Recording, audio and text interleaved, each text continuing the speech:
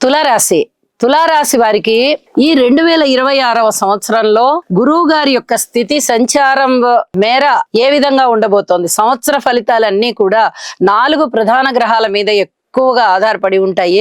మరి గురువు గారు నవమ స్థానంలో 6 నెలల కాలం వరకు ఉంటున్నారు.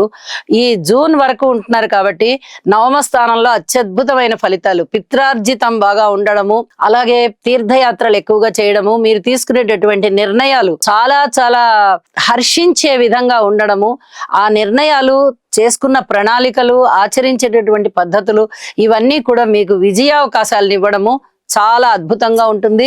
అలాగే శని గారి యొక్క స్థితి కూడా 6ష్ఠ స్థానంలో ఉండి శత్రువులు తక్కువయ్యే విధంగా, ఆరోగ్యం మెరుగుపడే విధంగా, కీర్తి ప్రతిష్టలు పెరిగే విధంగా, విజయావకాశాలు లభించే విధంగా చాలా అద్భుతమైనటువంటి స్థితి సంచారాల వల్ల ఫలితాలు కలుగుతూ ఉన్నాయి.